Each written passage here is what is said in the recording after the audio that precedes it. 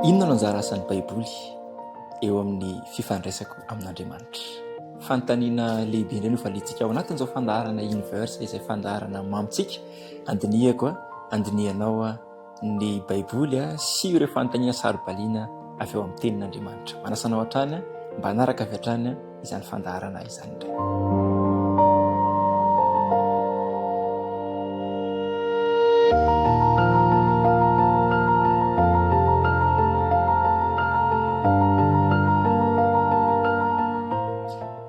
Iny ary faly miarabantsika ny tokantrano indray amin'ity fandaharana universe mamitsika ity izay fandaharana andinihantsika ny soratra masina sy mahakasika ireo fanontaniana saribaliana avy eo amin'izany. Manana vahiny manokana ny fandaharana kanefa mahazatra antsika dia tsy iza izany fa Enitso sy Daniel. Ho an'ireo izay fazatra manaraka ny fandaharana dia efa vahiny izay mpiaraka amintsika eto izy ireo ao anatin'ny fandalinana ny soratra masina. Fa amin'ity androany ity dia fanontaniana lehibe anankiray, nilay hoe ny anjara asan'ny Baiboly eo amin'ny fifandraisako amin'Andriamanitra. Misy anjara asany ve ny Baiboly ny amin'ny fifandraisako amin'Andriamanitra? Raha ny tantara ny jerena dia anisan'ny boky izay nandalo fisedrana ngezabe ny Baiboly. Satria ny antony tamin'ny toerana samihafa, nisy fotoana nosakanana ny famakiana azy, nisy fotoana norarahana ny fandikana azy tamin'ireo fomba fiteny samihafa. Indraindray nisy fotoana ihany koa dia noezahana ny foanana mihitsy izany Baiboly izany, nienjehana ny mpamaky anazy, novonoana ireo izay nitahiry azy. Izay ilay teny mahatonga antsika amin'ny teny hoe nandalo fisedrana ngezabe izany boky izany dia ny Baiboly. Ny fandimby izany toe-javatra izany amin'izao fotoana izao anefa dia na dia teo aza izany tantara izany dia disponible amiko sy aminao ny Baiboly. Ary amin'izao vanim-potoana misy antsika izao ary dia azo lazaina mihitsy hoe mitobaka be ny Baiboly, satria misy version papier, misy hitanao amin'ny telefona, misy hitanao amin'ny tablette, mandeha any amin'izay toerana andehananao any ianao rehefa misy connecté dia afaka mahita ny mahakasika ny Baiboly. Ny zavatra raha jerena amin'ny ankapobeny izay dia ohatran'ny hoe fandresena teo amin'ny tantaran'ny Baiboly ve zao vanim-potoana misy antsika izao, satria ny fotoana izy io tena nitehirizina ary olona manokana mihitsy ny manana azy. Nefa ny amin'izao vanim-potoana izao mivelatra be. Zao anefa na dia azo lazaina raha hoe tena nivelatra be ny Baiboly, miparitaka, dia amin'izao vanim-potoana misy antsika izao mihitsy no tsy be ny fandinihana ny soratra masina. I Baiboly izany amin'izao dia lasa haingon-trano, lasa haingon-tanana rehefa mandeha any am-piangonana, entiko eto, lasa haingo-telefona amantarana fotsiny mba mpivavaka dia lasa misy Baiboly ao amiko. Lasa tsy hitan'ny olona intsony hoe inona ny intérêt, inona ny perte raha mamaky, inona ny perte raha tsy mandinika, inona ny intérêt raha mandinika. Izay indrindra no anton'ilay fandaharantsika androany. Ka mino aho hoe ianareo moa izany vahiny fandaharana ifampiresaka mahakasika an'izay tsika hoe inona moa ny anjara asan'ny Baiboly eo amin'ny fiainako, inona ny anjara asan'ny Baiboly eo amin'ny fiainanao izay mijery, izay indrindra ilay isokafan'ilay discussion antsika androany. Mialohan'izay nefa dia ny toko sy andiny fototra dia izay hitantsika eo amin'ny Timothée faharoa toko fahatelo. Timothée faharoa toko fahatelo ka ny andininy 14 ka hatramin'ny 17. Dia izao izy hoe fa ianao kosa ry Timoty dia maherezana izay zavatra nianaranao sy nampinoana anao, satria fantatrao izay nampianatra anao izany. Fahatry ny fony voazaza ianao dia efa nahalala ny soratra masina izay mampahendry anao amin'ny famonjena amin'ny finoana izay ao amin'ny Kristy Jesosy. Fa izay soratra rehetra nomeny tsindrimandrin'Andriamanitra dia mahasoa koa ho fampianarana, ho fandresen-dahatra, ho fanitsiana izay diso, ho fitazana amin'ny fahamarinana, mba ho tanteraka ny olon'Andriamanitra ho vonina tsara amin'ny asa tsara rehetra. Meko anareo avy hatrany ny fitenenana, inona azo ambara mahakasika an'izay tontolo-kevitra izay? Mahakasika ilay resahana voalohany teo hoe nandalo fanenjehana ny Baiboly, nandalo zavatra sarotra be da be. Ny ady fanandrinany tsara sy ny ratrety ambonin'ity tany ity nefa dia tsy miova. Fa Andriamanitra mikoty anankiray, Satana mikoty anankiray. Ary tsy hoe nakainy Satana akory hoe tapotra ny fanenjehana amin'ny Baiboly tany amin'ny andron'ny Moyen Âge ohatra, fa mitondra tena dia hoe tsy manendrika intsony izy zao fa le ady zany hitanao foana mitoy ankehitriny fa le stratégie ampiasain'ny devoly a No miova tentsika teo hoe manomboka miparitaka satria raha tsy hijery fotsiny tsika ny tokantrano anankiray farafakeliny mety sy amin'ny manana baiboly ny olona ao amin'ny tokantrano dada manana anankiray mama manana anankiray de eto zany tsika mahita hoe tamin'izany ny olona tsy de nanana zavatra ifatohan'ny saina fa miasa anatrah izy a tsisy telefona tsisy jiro teo an-tanàna mbola mazava ny zavatra rehetrarehetra miasa fotsiny ny ataony a zany hoe nanana fotoana betsaka zany ny olona taloha anaovana zavatra anankiray de stratégie ny devoly tamin'izany a le baiboly tokony hamparitaka mihitsy no fongorana mba hahatonga ny olona tsy hifantoka amin'le zavatra aty amin'ny vanim-potoana misy atsika nefa tsy izay ntsony no ampiasaina satria niparitaka be ny tenin'Andriamanitra de le zavatra ifatohan'ny saina indray zany no namenoany devoly zavatra ohatra feno be da be ny divertissement ety ambony tany ity a izay lasa any kokoa de eto zany tsika tsy afaka mbola misokatokana ozy fomba fiteny hoe fa miadresy na zany satria tena mbola anatin'ny ady tanteraka any indray na de efa sansatanan'le izy efa afaka izy teo amin'ny voalohany fa eo indray tsika mahita hoe manomboka betsaka indray ny ifatohan'ny saina mpianatra variana mianatra be a mpiasa variana anatina rotoroton'ny asa mpanao jeu variana anatina jeu a varitra ary anaty varitra Facebook anatina Facebook zany hoe eo any le baiboly fa tsy hita ntsony le tena zay mihitsy le satria ny zavatra misy amin'izao fotoana zao ny de le hoe eo mihitsy le baiboly fa le fotoana makina azy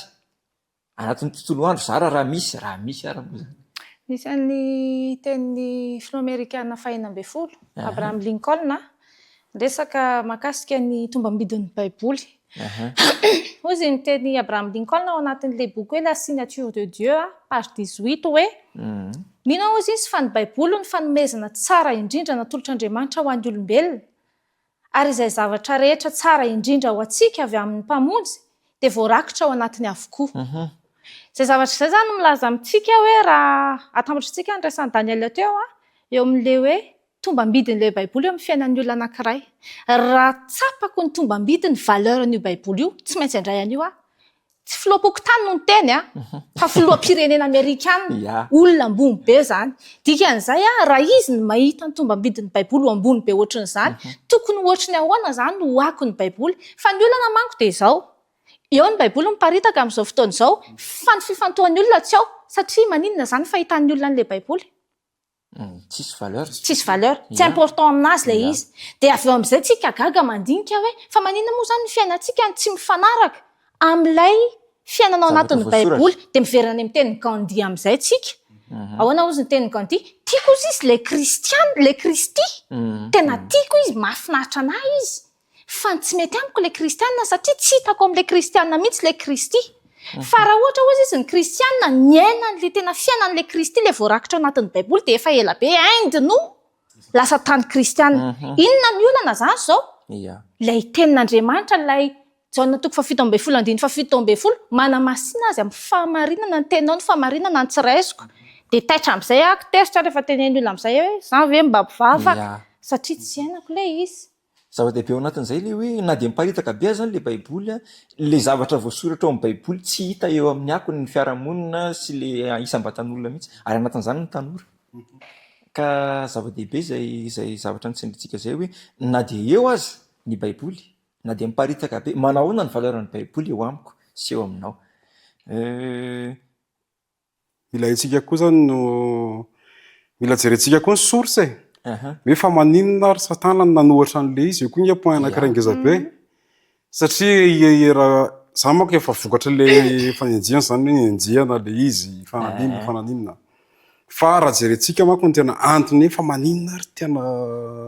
manao fomba rehetra satana nenjehany tamin'ny voalohany aty aoriana konkoa raha jerentsika ny Jaona 5:7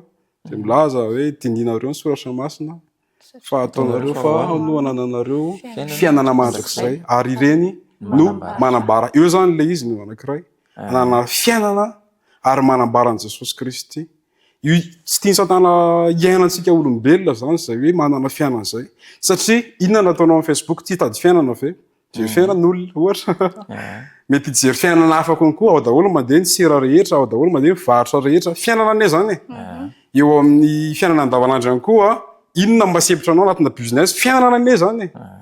zavatra be da be ao amin'ny mpivady ihany koa ao tokantrano maserina ny olona ao tokantrano fiainana daholo ane zany fa maninona ary zany diso fiainana ve zany tsika sa hoe ahoana no tena fahitantsika tsara be tsy afanontaniana izay satria izy zao miteny eto hoe mba nananareo fiainana nefa efa fiainana koa nefa le ivelomako de eo manko le mampisy le izy am'izay le hoe zany efa na misy baiboly na mamaky na tsy mamaky fiainana mandeha foana andeha foana fa mahafa-po ve le fiainana de atraizy zay fiainana zay fa le fiainana resan'le tenin'Andriamanitra ao am'le jaona nyresantsika teo a fiainana mandrakizay ny olona anankiray zany ataoko tsika akaiky kokoa ny kristianina zany satria ny tanjon'ny kristianina rehetra dia aniny ho any an-danitra tsika teo any an-danitra fa tena mandray n'le fiainana diny eto ve tsika fa satria io teny io manko Jesosy Kristy io rehefa jerevantsika ny jaona toko voalohany 14 ary ny teny de tonga nofo Jesosy Kristy any io teny io any amin'ny jaona toko 14 koa izy miteny an'izay izaho ozy izy le lalana sy fahamarinana ary fiainana efa raisiko de neto ve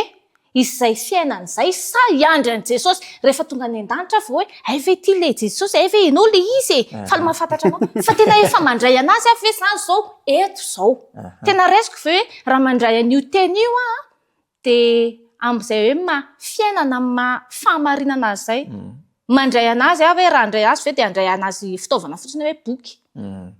de amaky sa hoe efa nananako zany toetsain'izay hoe andray an'ity hiditra eo am'ity ifandray akony iresaka zay samy hafa tanteraka manko ny toetsaina am'izay rehefa hoe andeha akony olona zany ty teny ty ifandray eto fa afandray rehefa ato hoe ohatry ny mamaky roman mihaino tantara eto tsy mitovy mihitsy zay dikany tsy mitovy koa ny akony hoetiny eo amin'ny fiainako mifandray am'le valeur andresahany antsoto ihany le izy hoe ohatrany ahoana zany andraisanao an'ilay teny hoe satria le teny de tonga nofo mihitsy any velona mahery satria tsika miresaka ao anatin'ilay hoe anjara asan'ny baiboly ka zava-dehibe izay teboka anankiray izay hoe raisinao zavatra velona ifandraisana mihitsy ve io sa boky mitovy amin'ny boky rehetra misy zany mandray anazy io boky misy mandray anazy ohatrany hoe andala-tsoratra mahafinaritra misy oabolana misy tantara ka miankina am'izay mihitsy zany le izy hoe miankina am'le hoe inona ny andraisanao an'ilay tenin'Andriamanitra hoe tena Andriamanitra miresaka mihitsy ve sa hoe boky matetika manko ny définition antsika an'le velona mihitsy ny samy hafa satria raha amintsika olombelona zao ny zavatra velona zany ohatra hoe biby olombelona zava-maniry zay ihany raha amintsika olombelona zany hoe inona velona raha telefôna ve velona mbola hafa koa zao zany fa le définition amin'ny velona mihitsy zany anankiray satria araka le hitantsika teo jaona voalohany toko voalohany tamin'ny voalohany teny ary ny teny de tao amin'Andriamanitra ary ny teny de Andriamanitra izany hoe ty teny ty velona ty mihitsy zany io mihitsy le Andriamanitra io ary Andriamanitra ihany tsy manana ny tsy fahafatesana Andriamanitra ihany no tsy mety maty zany anatin'ity zavatra rehetrarehetra ity ka io mba tonga ny Satana namingana an'le izy tsy tiany Satana anana firaisana lalina am'le fahavelomana isika satria tsika ny eo amin'ny fiainana mitady fahavelomana isan'andro fo maraina anao androany mba ho velona ianao rahapisonge ny antony popopony araky ny tanàny zay foana ny le tanjony ato zay le izy fo ianao androany manao miodikodina ny tontolo andronao androany mba antoka n'le fahavelomanao rahapiso maraina kanefa men'Andriamanitra le vahaolana hoe ty le teny velona sy mahery atony ny tena mahita fahavelomana voalohany de io Satana no mandavo an'le izy voalohany indrindra de manomboka eo zany zavatra rehetra raha miverina eo zany tsika de eo manomboka amin'ny fiainatsika amafisiny foana ihany koa tsao anaty 17 milaza manao hoe izao ny fiainana mandrakizay de ny mahafantatra anao Andriamanitra ray eo zany le izy mahafantatra olona mifankafantatra zany tsy maintsy misy ina atao fifandraisana atao fantatro ianao hoe fantatro raha lagailina de ahoana no fantatro gailina fa mbola tsy hitako mihitsy izy tsy possible zany zavatra zany mbola tsy niresaka mihitsy zay diso le olona mety hoe fahafantarana tsy ao tsara zay de ny tian'Andriamanitra nefa eo isan'andro tsika fandray am'le teny isan'andro zany ny fototra an'le izy de tiany Satana ho tapahana fotsiny le fifandraisantsika amin'Andriamanitra de inona vokatra rehefa tapaka fifandraisana amin'Andriamanitra manomboka eo ny problème rehetra ne eo tsisy fiainana tady fiainana ianao fa tsy araky le tena tokony izy de lasa mitaraina ny olona kivy ny olona reraka ny olona sahirana ny olona mavesatra ny olona satria miala amin'Andriamanitra. Zay nge problème any Damasia hoe tamin'ny voalohany zareo mifankahita ny vatana tonga ny fahotana nisaraka zareo. Andriamanitra nahita hoe tsy tavavoaka ny fiainareto raha tena ohatr' zao foany ty tantara ty dia nandefa Andriamanitra tamin'ny alalan'inona nalefa teny mandefa teny Andriamanitra aiza moa ianao inona zay efa teny ane zay Genesis 3:7 aiza moa ianao inona nanjehanao izy dia inona natahotra inona ny problème malay natahotra nga tsy fatany moa Andriamanitra aiza zany ny olana voatafasaraka amin'ny olombelona mihitsy zany Andriamanitra voatafasaraka amin'ny Andriamanitra isika olombelona dia forona amin'izay ny tahotra dia voatafasaraka amin'le teny zany tsika dia manomboka eo daholo amin'izay ny sorsa ny aya rehetrarehetra sy ny problème rehetra dia zay ny tanjon'ny Satana ny ainatsika ao anatin'izay kaoza. Ohatra ny mahita sary zany mahiano ny tandena manazava io zany hoe Andriamanitra le sorsa le velona le fiainana dia tsika mitady fifandraisana amin'Andriamanitra ohatrany hoe raisiko ohatrany hoe courant zany Andriamanitra hoe sorsa mihitsy courant dia tsika tsy maintsy micharge eo amin'Andriamanitra mba ahafahantsika hoe plein le batterie atsika dia iny mihitsy nefa le tapahan-Satana le tsika le hoe micharge eo amin'Andriamanitra dia inona ny ataony omeny power bank tsika mba anasaraka atsika amin'le tena source dia tsika zany falifaly ery ohatra mbola miaina kely tsika mandritra nefa aveo rehefa mbola ho lany koa nefa le power bank ka zava-dehibe zay ao anatin'ity le hoe anjara asan'ny baiboly eo amin'ny fiainako ka tena io zany miantoka n'le fifandraisako amin'Andriamanitra source an'le connexion amin'Andriamanitra ny teneneny tsotra zany hoe tena hoe ahoana ny fandraisanao an'izy io ka mampahery anao any tokantrano any fa matombola eo aminao ilay baiboly zay resantsika teo hoe mety nandalo fisadrana be io fa tsy kisendrasendra matoa mbola tonga eo am-peran-tananao androany. Nanao azo anampinan'izay satria tsika tena mijery hoe ny anjara asan'ny baiboly mety mizara côté maromaro ny hitantsika teo zao dia le hoe sorsana connexion amin'Andriamanitra mihitsy izy fandraisantsika amin'ny Jesosy dia teo ihany koa le hoe fomba ampitan'Andriamanitra fahamarinana satria ny teninao ny fahamarinana lalana makany amin'ny fiainana mandrakizay ny baiboly tao amin'ilay ihana teo tsika dia nahita koa ny tamin'ilay Timoty 2:7 hoe ny soratra rehetra nomeny tsindrimandrin'Andriamanitra dia nahasoa fampianarana fandresen-dahatra fanitsiana izay diso fitezana fahamarinana inona ny azo resahana mahakasika an'izay hoe zay manko zao ny avatra nomeny Paoly ho an'ny Timoty misy an'ilay teny ihany koa tonga dia ampifandraisiko an'izay ao amin'ny bokin'ny Hebreo le efa resantsika teo ny angambany izay mikasika an'ilay hoe velona sy mahery ny tenin'Andriamanitra Hebreo 4:12 velona resantsika teo mitondra fiainana zany izy sy mahery ny tenin'Andriamanitra maranitra toy ny sabatra roa lela dia miresaka tsika eto hoe mahasoa ny tenin'Andriamanitra ho fampianarana ho fandresen-dahatra ho fantsiana izay diso io tenin'Andriamanitra io zany raha raisitsika fotsiny izay mahasabatra anazy zay hoe roa lela dia na ato amin'ny côté ilany na ato amin'ny côté ilany zany dia samy manina daholo maranitra daholo ary ny asan'ny tenin'Andriamanitra zany dia ato amin'ilay anankiray aloha ikapa andidy anala an'izay kisy tapahotana sy ny tsy mety rehetra eo amintsika ka raha tonga zany le sabatra an'Andriamanitra tsy amonoana fotry ny fitaovana entin'ny tsabo anaovana opération olona anankiray misy ve hoe andao ty opérantsika vonoana tsy izay ny an'Andriamanitra fa mba analana an'le tsy izy amin'ny mampanotatsika kanefa amin'ny côté anankiray an'izay tenin'Andriamanitra izay satria raha mely dia tsy nila ny fotsiny zany fa izy anankiroa hitondra fanasitranana ihany koa ilay tenin'Andriamanitra dia izay ny ambaran'ny soratra masina hoe ny tenin'Andriamanitra ozy izy manafaka azy amin'ny longo mianjy-arana rehefa tonga eo zany ilay tenin'Andriamanitra manitsy ny diso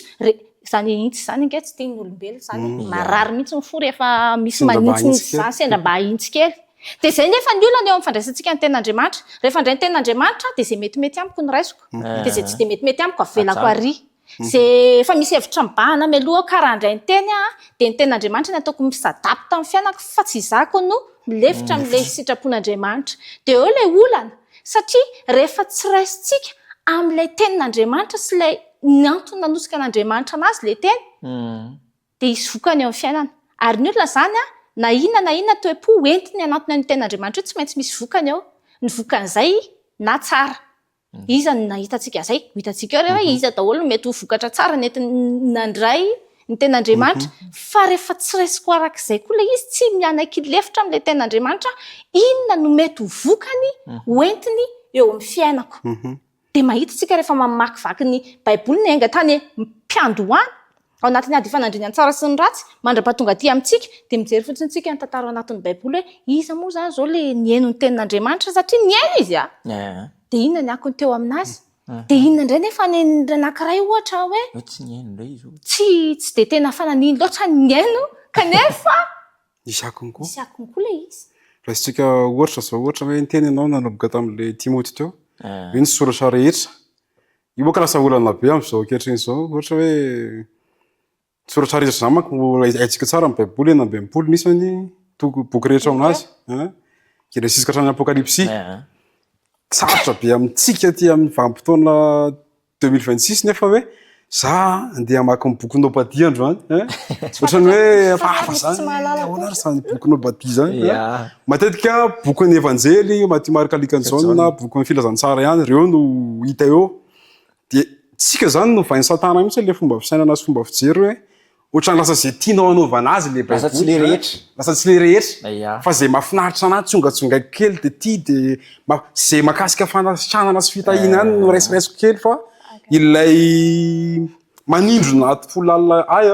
ohatrany hoe tsy hamaky an'ireny mihitsy ohatra tonga na ianao ary tsy mahalala koa hoe inona moa voasoratra ary amin'ny bokin'ny Joela ohatra ary amin'ny Apokalipsy ary amin'ny Zakaria ohatrany hoe ho an'ny olona taloha ireny kanefa io teny io velona io zany hoe teny soratana Zakaria zany tamin'izany andro zany mbola velona mandraka ankehitriny satria velona satria raha tsy niteny tsy mandainga soratra masina raha velona manko ny teny tsy maty zany ny teny Zakaria zany hoe manjakizay koa le izy mbola mitovy foana foana ary le teny koa Andriamanitra. Dia misy an'le teny teo ohatra hoe raha isika ohatra zao hoe raha velona le izy inona ny fiantraikany eto amin'ny fiainantsika ohatra raha isika ohatra zao miteny Andriamanitra raha isika ohatra Lazarosy ao amin'ny Jaona 1:12 tao am-pasana izy teny Jesosy Lazarosy mivoa Lazarosy amin'ny fotoana io maty zany hoe ty ten'Andriamanitra ty zany mihoatra amin'ny fahafatesana anjara asany tenin'Andriamanitra zay anjara asany Baiboly zay mihoatra lavitra amin'ny fahafatesana izy ary eo amboniny heron'ny fahafatesana le izy. Lazarosy ve amin'io afaka misaina tsy afaka izy, tsy afaka mandinika izy, tsy afaka mieritreritra izy, zany hoe mety possible zany mety misy olona lasaka ao anatin'ny fahafatesana ara-panahy mandre ny tenin'Andriamanitra mety inconscient izy tsy mandinika lalina izy mety mihaino tenin'Andriamanitra izy amin'ny toriteny mety anatina conférence mety anatina radio misy tenin'Andriamanitra nahita tokotra andiny teny amin'ny soratra teny amin'ny bus teny mety nikasika azy zay inconscient izy amin'ny lafiny anankiray ohatra anankiray contraire an'izay indray nefa ohatra hoe Lucifer tany an-danitra izy le Andriamanitra mihitsy efa hitany teo foana ary azo inoana fa miteny aminazy isan'andro io Andriamanitra io enony tsara io Ezekiela 4:20 ahitantsika an'izay resaka izay mihaino tsara ary azo inoana tanteraka rehefa nanao approche taminazy Andriamanitra ny amakasika ny zavatra tao am-pony fa inona ny vokany teo amin'ny fiainany tondra ve velona sy mahery teo aminazy ve le tenin'Andriamanitra tsy le tenin'Andriamanitra ny diso hoe tsy mahery fa apetrak'Andriamanitra mihitsy amin'ny mahafitiavana an'Andriamanitra zany safiditsika olombelona hoe na velona sy mahery tahaka ny sabatra lolera ary ty tsy afaka miditra forcé ao anatin'ny fonao ty rehefa tsy manokatra anazy ianao. Zay nge mahatonga Jesosy miteny amin'ny Apokalipsy 7:20 any amin'ny farany any hoe indro mitsangana eo am-baravarana ka mandondona raha misy meny feako dia hamono varavarana izy ary hiditra ao amina ka hiaraka isakafo aminy. Matthieu 4:4 nefa dia milaza hoe tsy mimofy ihany no iveloman'olona fa izany hoe le fiaraha misakafo atao io zany fifampizarana ny tenin'Andriamanitra mialohan'ny idiran'le olona mialohan'ny idiran'i Jesosy amin'le trano nefa nandondona izy anokatra ve ianao ary inge point ngeda be anokatra ve ianao dia eo amin'izay satana no manisy problème amin'le varavarana asiny barrage be da be eo amin'le varavarana fotsika tsy idiran'le teny fa rehefa le tafiditra ao une fois tafiditra ao iteny io dia miasa amin'izay le mampianatra io ampianarana daholo ny famarinana aintsiny daholo sy diso eo aminao resihany lahatra ianao tsy pastera sy le olona tsy mpitary-pivavahana no mandresy lahatra anao fa le tenin'Andriamanitra ary io no mitaizanao anatin'ilay izy dia mitombo le olona manana fianana mandrakizay a de ny ety ambony tany le olona voataiza le olona de zany zavatra zany tsy tiany satana de le vokatra mihitsy anie ny mampahery be voalazan'ny Timothée faharoa toko fahatelo satria mba ho tanteraka ny olon'Andriamanitra ho vonina tsara ao amin'ny asa tsara rehetra olon'Andriamanitra tanteraka de miverina amin'ilay ndresahany gondi teo hoe tiako le Kristy fa ile kristiana no mahatonga na lasa tsy tan'le izy de ndreky jerentsika Matthieu toko fahafito diny fahaenina amby folo Matthieu toko fahafito diny fahaenina amby folo ahitantsika anazy mana-porofo lankady ahoana ahora logika ve le zavatra hoe ampy ve no miteny hoe za kristiana voilà de miseho ve le mahakristiana diny fahaenina amby folo fahaenina amby folo de zao ny fanamparana ny voany no ahafantaranareo azy manoto voaloboka amin'ny tsilo va ny olona na avy amin'ny songosongo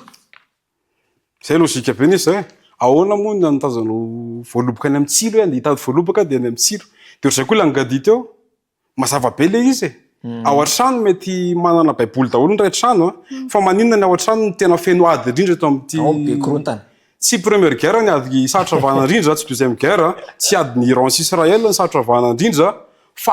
ao an-trano no misy niady ngedina indrindra eto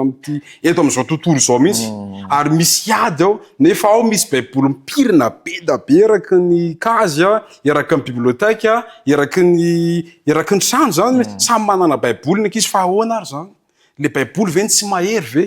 ao ve ny tena olana am'le izy fa tsy ny satana elanelana ohatrany amina kilometatra maro ny fotsika sy lay baiboly mipetraka eo amin'ny etagérany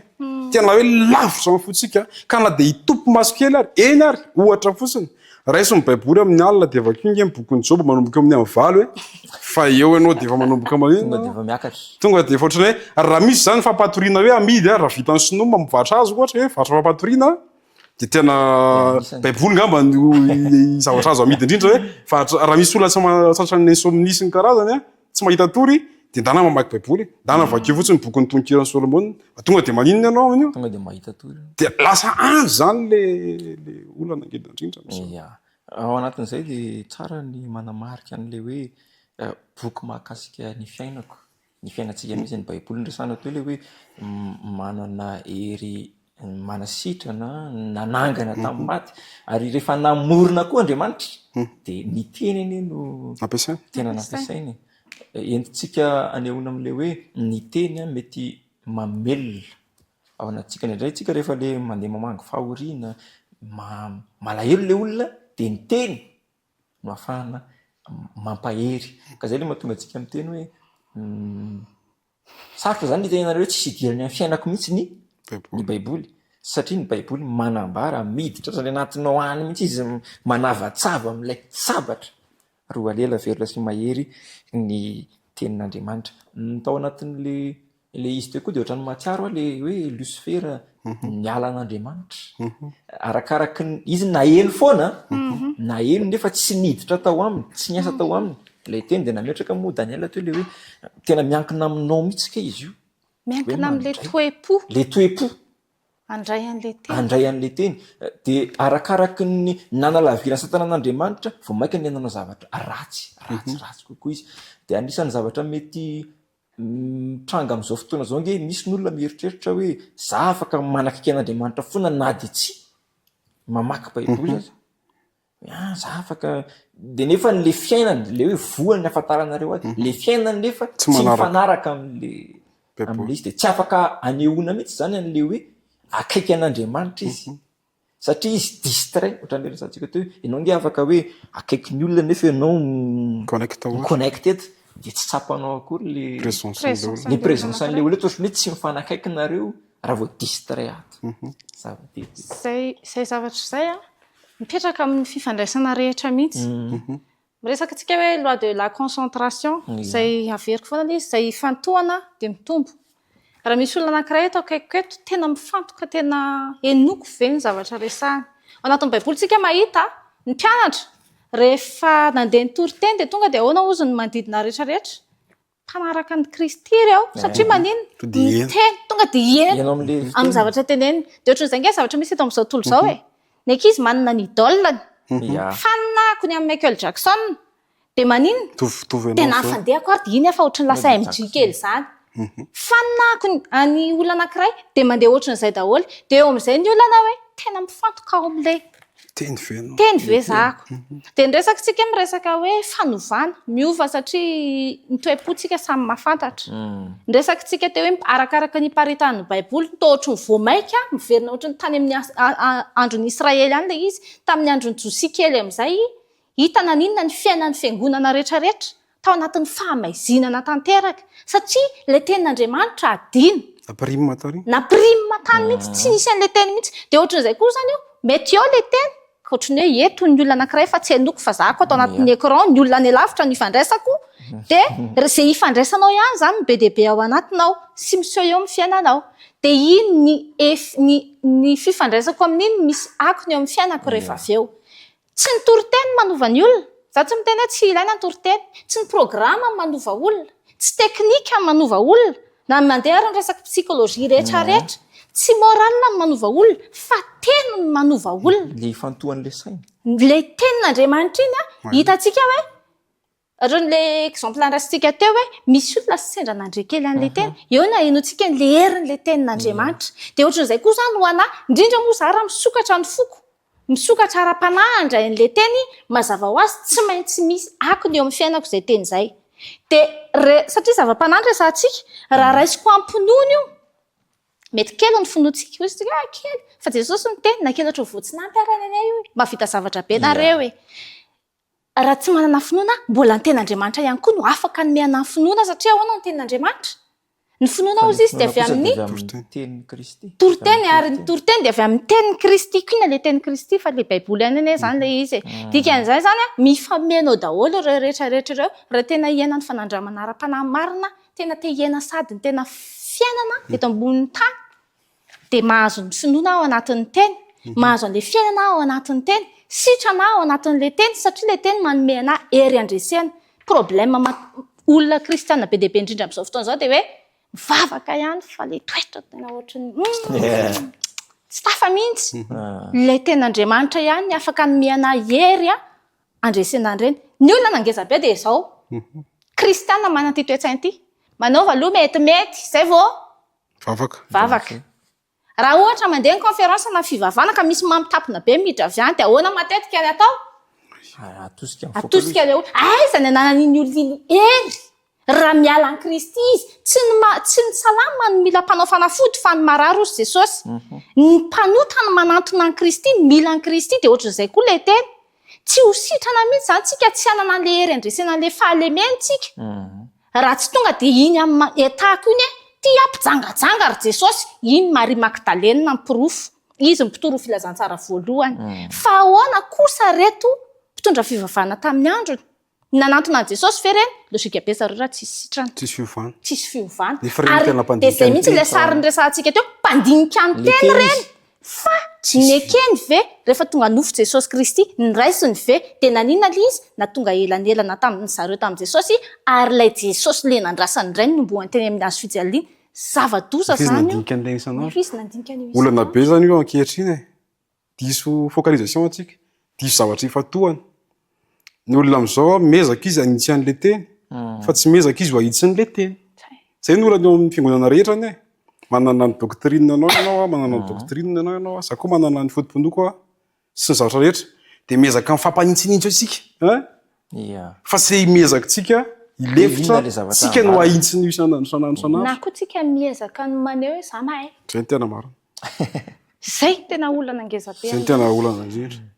dia zay toe-tsaina zay zany zay toe-tsaina zay no entina miditra amin'ilay baiboly entina mandeha fo zay toe-tsaina hoe za mahay zay no hidirantsika amin'ilay tenin'Andriamanitra dia efa zay tsika no ohatra n'ilay kahan'ny Lucifera toy ny avinavina iny ary mamaraparantsika ao anatin'ny fandinihana fa nefa ny teo nisy an'ilay hoe sokafo ny fonao sokafo ny fisainanao amin'ilay mandray an'ilay tenin'Andriamanitra azo antoka ihany koa fa matoa ny olona anankiray miteny dia zavatra avy ao amin'ny fo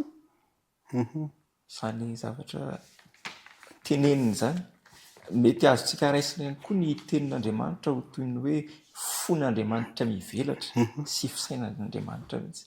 fisainan'Andriamanitra mihitsy satria rehefa tiana ny olona anankiray rehefa misy olona anankiray zany hoe feno fitiavana ho an'ny olona anankiray izy dia amin'ny alalan'ny teniny inona an'izay. Eny le izy ohatra ny hoe rehefa mahita olona tia olona anankiray mivoaka mibaradaka eny daholo ny zavatra tsy tokony hivoaka rehetrarehetra. Eny hoe misy fitiavana izany teny izany. Dia ohatran'izay koa ny tenin'Andriamanitra feno fitiavana ao anatiny io. Fa rehefa ny olona anankiray le tiana ny tsy te aheno dia tsy mahita fitiavana, tsy mandre fitiavana izy fa leo be izy maheno an'iny. Atiako tia anahy be mandreraka be anahy. Dia ohatran'izay koa le tenin'Andriamanitra. Rehefa tsy izany tsy vonona nisokatra dia tsy mahita fitiavana ao anatiny iny. Ka na maneho fitiavana ary izy maneho famindram-po ary Andriamanitra. Miantso izy miezaka amin'ny fomba rehetra dia tsy ho hitako izay. Ny tenin'Andriamanitra nefa raha mandingintsika na teo aza ny filatsahantsika be dia be dia efa tsy nirarahinay izany, tsy idiranay izany teninao izany fa izay mivavaka ihany. Ohatra n'ilay ao anatin'ny boky Isaia angamba iny hoe izay tsy atsoa fotsiny izay hoe vadinao mantsy ozy izy reto vehivavy anankifito manaraka an'ilay lehilahy anankiray fa tsy maninona fa ataovy atsoa amin'ny anaranao fotsiny izay dia vita.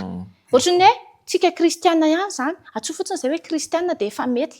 na tsisy tena fifandraisana inona aza atsika. Ratsy be izay zavatra izay. Dia nefa na dia efa izay aza ny toerana nisy atsika dia Andriamanitra mbola mandefa antso amintsika foana. Raisitsika ohatra ny Jakoba 1:1-20. Vakitsika anie izay teny izay Jakoba 1:1-20. Ahitantsika izany le izy hoe Andriamanitra io tena misisika. Na efa lavina misisika. Tsy atao tsinotsinona misisika. Jakoba 1:1-20. Dia izao ny fanambarana. Koa ary io ny fahalotonana sy ny lolom-po rehetra ary keo amin'ny fahalemem-panahy ny teny nambolena izay mahavonjy ny fanahinareo. Aoka ho mpakatoa ny teny ianareo fa aza piaino fotsiny ihany ka mamitaka ny tenanareo. Izay indrindra ilay teny izay. Andriamanitra izany miantso antsika foana ninninona loto, ninninona ampo, ninninona avinavina antsika teo aloha rehetrarehetra teo. Andriamanitra mbola miantso. Androany izy mbola mandefa antso amintsika indray. Ekeo amin'ny fahalemem-panahy ny teny nambolena. Io teny io izany manino io? Maniry io, le resantsika teo velo io, arakaraka ny an'olon-kolontsika anazy, ohatra ny zaridaina anankiray. Ny zaridaina raha tiana ho tsara tarehy, tsy isam-bolana voajerena na hotondrahana, fa isan'andro isan'andro dia mitombo iny. Dia eo le teny toyany teo amin'izay le izy hoe aza ho mpiaino fotsiny ianareo. Tsika mety mandray an'ilay teny, mety miaino isika, fa ny ankehintsika ve anana ny fahefana eo amin'ny fiainantsika le tenin'Andriamanitra. Fa rehefa izay dia ho hitantsika amin'izay ilay voany rehefa avy hoe namoty eo amiko Andriamanitra. Dia avy eo amin'izay ny olona mahita hoe tia ve ilay mpijangajanga be iny? Tia ve ilay ohatran'izao be iny? Miova amin'izay ny Izay mety manko ilay any Timoty teo ilay resantsika hoe fa ianao kosa dia mahareta amin'izay zavatra efa nianaranao. Satria fantatrao ny nampianatra anao izany fa hatry ny fony voazaza efa nahalala ny soratra masina izay mampahendry anao. Misy fitahiana ihany koa entin'ilay soratra masina nampahendry any Timoty. Zava-dehibe izay satria izao vanim-potoana misy antsika izao ny be ny olona manam-pahalalana fa fahendrena kanefa anisan'ny fitahiana entin'ny soratra masina ihany koa. Izay fahendrena izay satria izay mitsy ilay nresahany antsoa teo dia mampatsiahy ny Timoty hoe izay mampahendry anao ho amin'ny famonjena amin'ny finoana izay ao amin'ny Kristy Jesosy. Ohatra ihany koa le teny teo hoe fon'Andriamanitra miresaka le izy. Tena hoe feon'Andriamanitra miterantsika izany ny Baiboly. Teny koa Jakoba teo aza mpiaino fotsiny. Maro amintsika ny tia mihaino toriteny sy tia mihaino zavatra fotsiny. Fa raha ny tena sitrapon'Andriamanitra isika mihitsy no manana fomba mandritry-tena tonga eo amin'ilay tenin'Andriamanitra. Ianao rery mety hihaino toriteny ianao matetika fa tena tsara indrindra izany. Tena hoe ianao sy ny tenin'Andriamanitra ny eo. Dia amin'izay fotoana izay izy tsy resaka ohatr'izay. Tsy resaka fa araka ny tenin'Andriamanitra hoe andramo ka izaho fa tsara Jehovah. Sambatra izay olona miaraka aminazy. Mety ho resaka manko izy izay resantsika izay. Fanazavana. Fa ahoana moa no nahafantaran'ny olona anankiray izay zavatra rehetra resantsika izay. Raha tsy tena hoe ndao ary. Ndao ary andeha hiditra amin'izay ary ndao hoe ahoana manasitrana ity, mitondra famasinana ity, mampifandray ity. Raha tsy iny mihitsy ilay olona manapa-kevitra eo tonga izy. eo amin'le teny ary zay dingana izay a ianao zany vao anomboka eritreritra fosina andingana hoe zany de hianatra Andriamanitra efa ela be no teo Andriamanitra fa zay anaovana an'ino nanokatra ny fo de eo anao mahita an'izay hoe fon'Andriamanitra am'resaka amiko marina fety tenyandriamanitra zava-dehibe zay andeha isika amarana sady ary inona ny afatra tianareo ampitaina ho an'ireo mpanaraka atsika ny tokantrano any manana fotoana fo isika ifampizarana amaranana an'izao fandaharana izao. Ny tenin'Andriamanitra ao amin'ny Salamo 4:3-5 miteny hoe andramika izaho fa tsara Jehova. Efa be dehibe nanandrana an'io dia nahita an'izay. Tonga amin'ny anjarantsika izao ny antso alefa an'Andriamanitra indray hoe andramika izaho fa tsara Jehova. Izay rehetra manandrana ihany no afaka hahita ary averin'Andriamanitra foana izay teny izay hoe raha tianao ny ova ny fiainanao zany dia mila manandrana zavatra mbola tsy nataonao hatramin'izay ianao. Raha tiako hisy vokatra hafa ny fiainako dia misy zavatra tsy fanaoko teo aloha ataoko. Raha misy efa nahitako fahombiazana teo amin'ny fiainako dia tohizako izay zavatra izay. Dia miresaka tsika fahombiazana farany amaranako anazy dia mahatsiaro indray ato ny teny filoham-pirenena Amerikana ihany. Fa 7 indray izy tamin'izay dia Andrew Jackson. Dia izao ny ambarany tamin'izany hoe averiko fa tsy filoham-poko tany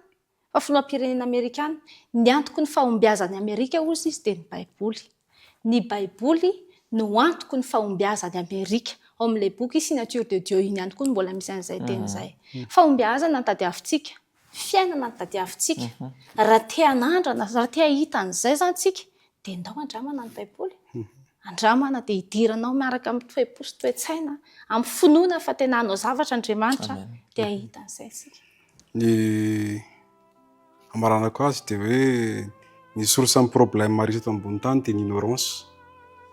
Mahatonga ny olona anankiray marary ray mety misy fotoana izy ignoré sotro rano dia tototeny ilay izy dia narary ray izy. Mahatonga ny problème fiandraisany eo am-pivady misatra ny ignorena tao, misy misasa tsy mivaliana tao, misy bisolo kely vao maraina ny ignorena tao dia faran'ilay izy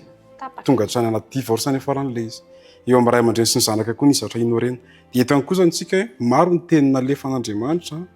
fa moa ve ho ignorentsika ve zany tenin'Andriamanitra izany? Moa tsy ho rarahintsika ve zany tenin'Andriamanitra izany?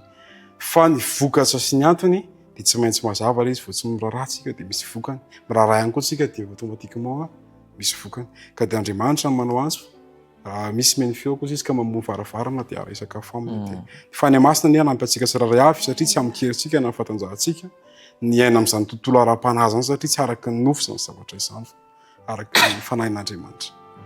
Iny ary ho anao any tokantrano any ihany koa ity ampamaranana sotran'Andriamanitra isika ary ilay teny soratra masina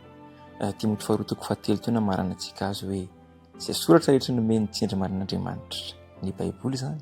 dia mahasoa ho fampianarana, ho fandresen-davitra, ho fanitsiana izay diso, ho fitezana amin'ny fahamarinana mba ho tanteraka ianao izay olon'Andriamanitra ho vonina tsara ho amin'ny asa tsara rehetra. Manova fanandramana mba handinika ny soratra masina ao anatin'ity herinandro dia manova fanandramana manokana fotoana manokana tena hoe dinio mihitsy ianaro satria velona sy mahery ny tenin'Andriamanitra. Misaotra anao manaraka ny fandaharana mientina toy izao dia mbola mitohy indray ny fandiniantsika ao anatin'ny fandaharana universe. Andeha isika hivavaka. Andriamanitra rainay io misaotra anao izay ny amin'izany teny izay novelarinao teto izany ny safidinay tsirairay avy ny fanapahan-kevitray ianao ny no hiasa ao anatin'izany Jehovah ka mba hahatonga anay hiverina eo amin'ny teninao hanome lanja ny Baiboly. Izany vavaka tonoko izay natao amin'ny anaran'i Jesosy. Amen.